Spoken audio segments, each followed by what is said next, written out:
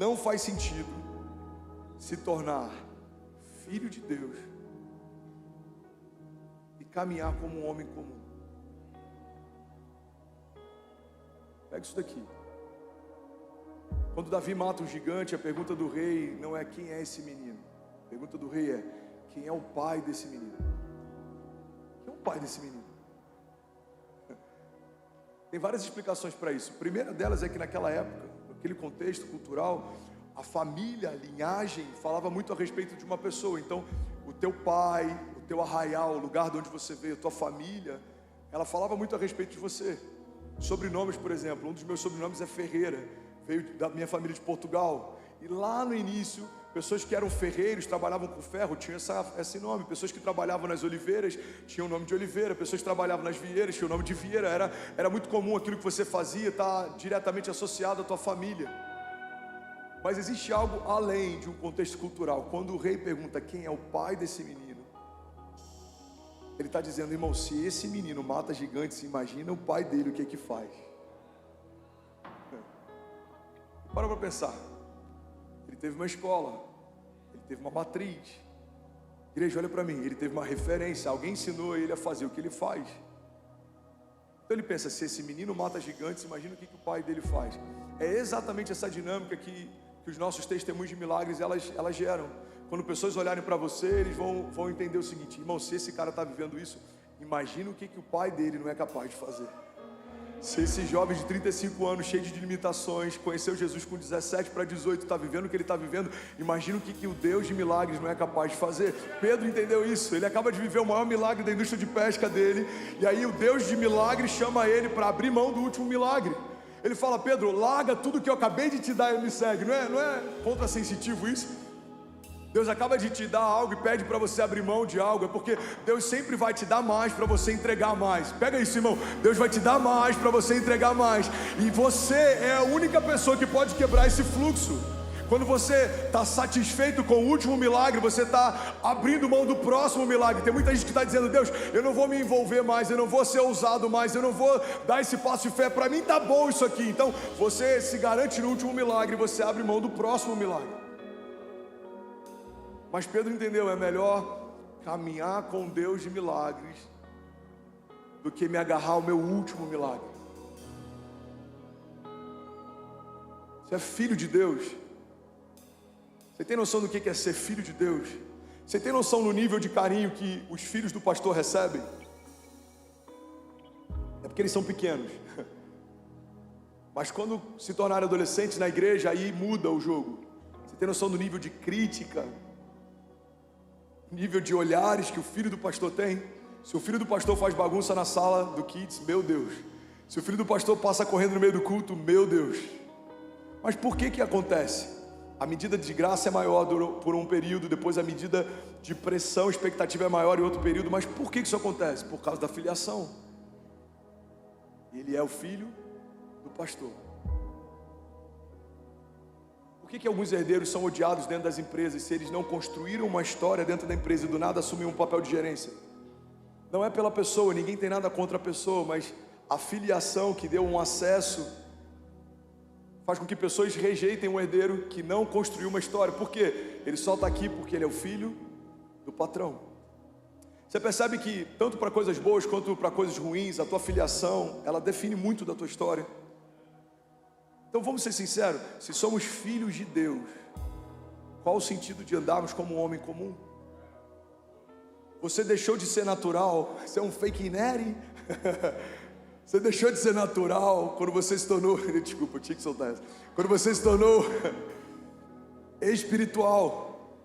A Bíblia diz que quando a gente morreu para o mundo e nasceu para Deus, não somos mais homens carnais, agora somos seres espirituais. Então se eu deixei de ser natural para me tornar espiritual, eu preciso ter uma jornada espiritual e não mais uma jornada natural. O problema é que tem muita gente que é filho de Deus, mas quer caminhar como se fosse qualquer um. Irmão, você não é qualquer um, você carrega a própria vida de Deus dentro de você. O Deus que fez os céus e a terra, o Deus que fez em 6 dias tudo que existe, descansou no 7º, o mesmo poder que ressuscitou ressuscitou Jesus Cristo dos mortos, o poder de redenção, o poder de ressurreição, ele habita em você. Então não faz sentido viver uma vida natural, caminhando ao lado de um Deus sobrenatural. Alguém comigo aqui, diga amém. Você não é mais natural, você agora é sobrenatural, supernatural. Você tem que ter uma história que ela vá além daquilo que você poderia sozinho. Eu preciso ter uma separação entre aquilo que eu fazia sem Deus e aquilo que eu faço com Deus, aquilo que eu tinha sem Deus e aquilo que eu tenho com Deus, e o mais importante, aquilo que eu era sem Deus e aquilo que eu me tornei com Deus. Cara, eu conheci o André Fernandes até 17 anos, eu sei que ele era assim, mas o André Fernandes, depois que Jesus entrou, uau! Cara, eu sei o que o André fazia, agora eu vejo o que ele está fazendo. Eu sei o que o André tinha, agora eu vejo o que ele está tendo. Eu sei o que o André sonhava, agora eu estou vendo o que ele está sonhando. Eu sei quem ele era, agora eu estou vendo o que ele está se tornando. Tem que ter uma diferença entre antes e depois de Jesus na nossa história, para que pessoas perguntem: quem é o pai desse menino? Quem é o pai desse menino? Que ousadia é essa de alugar um espaço de 600 mil reais com 3 meses de pastoreio? Não, ousadia não é minha. Eu tô me escorando no meu pai.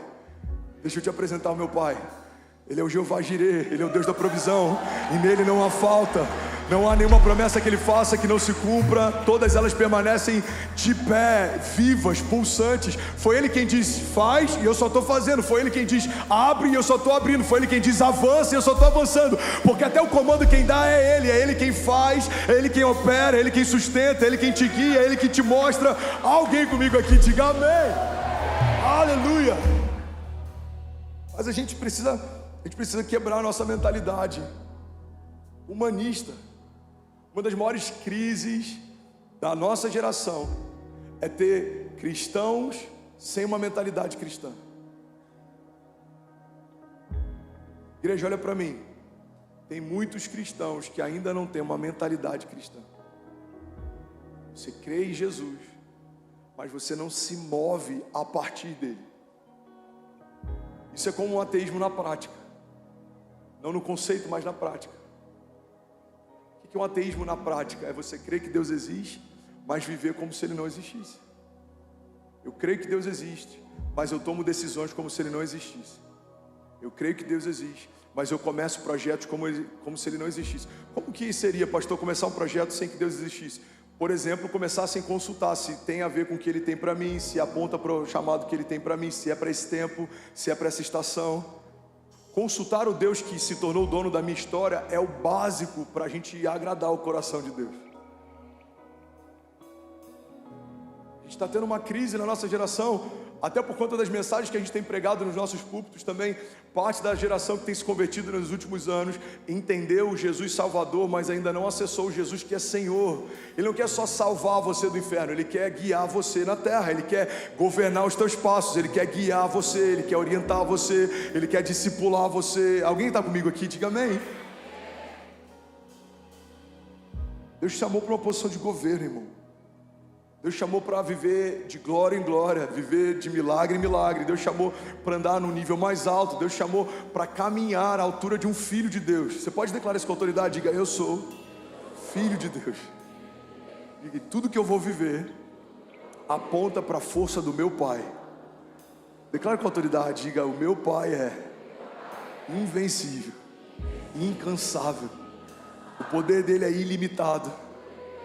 Ele pode todas as coisas, e eu posso todas as coisas naquele que me fortalece. Diga: independente das circunstâncias, Deus continua sendo bom. Independente das minhas crises, Deus continua sendo Deus. E eu vou viver, a partir desse entendimento, um romper sobrenatural, em nome de Jesus. Você pode celebrar Jesus no seu lugar. Aleluia! Bem, você acabou agora de assistir um vídeo. Se você ainda não está inscrito, já se inscreve também no nosso canal, ativa esse sininho aqui embaixo de notificação, e toda vez que eu fizer uma live ou estiver transmitindo uma mensagem ao vivo, você vai ser um dos primeiros a saber. Mas eu deixei mais 2 indicações aqui que eu espero que façam muito sentido para você. Então já aproveita e clica para assistir a próxima mensagem, beleza? Seja bem-vindo ao time de incendiários, e eu espero de verdade que essas mensagens mudem a sua vida como elas têm mudado a minha também.